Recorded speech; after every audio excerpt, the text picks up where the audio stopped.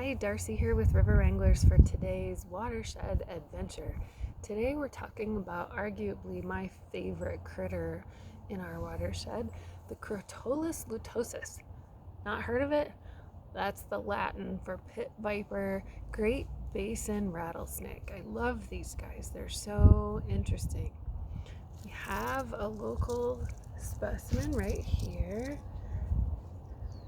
Very beautiful scales and coloring on this one.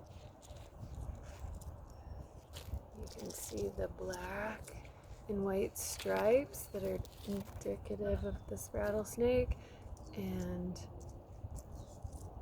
the rattles at the end. I have another one here that has more of a strong black and white pattern. This one's from Texas.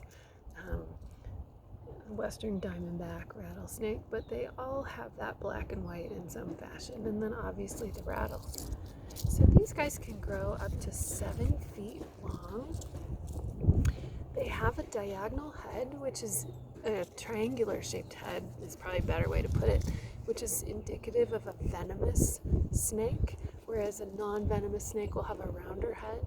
Not that you're going to have time to look in that moment, but that is something to note. And also I use the word venomous, not poisonous. The correct word is venomous, something that can inject you with venom, as opposed to if you eat something and it can kill you, which would be poisonous. So our rattlesnakes are venomous, but the truth is about 30% of bites, they're actually using that venom. They can control their venom. They would rather warn you off than actually waste any venom on you if you're not a real threat to them.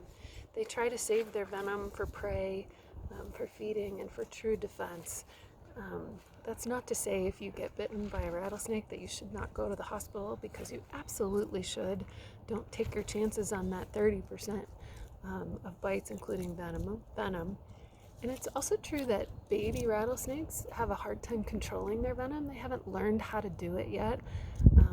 So they are quite a bit more dangerous than an adult rattlesnake because they just haven't quite figured out how to control those bites yet. So definitely seek medical attention if you get bit by one.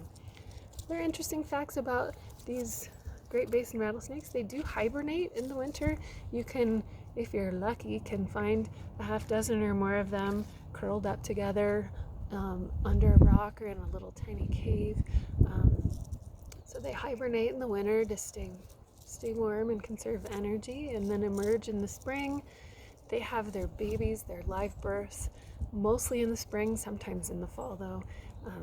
They can have between 4 and 20 young in a litter, which is a lot.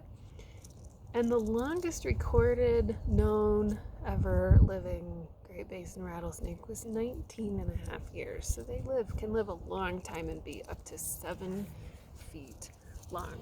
This one that I've shown you today is I'd say about 3 feet long. So if you can imagine twice this long, taller than we are, they can get to be. All right, be careful out there. It's about time to be rattlesnake season. So just give them their space and keep your eyes on the trail if you're out hiking in warm weather. See you soon.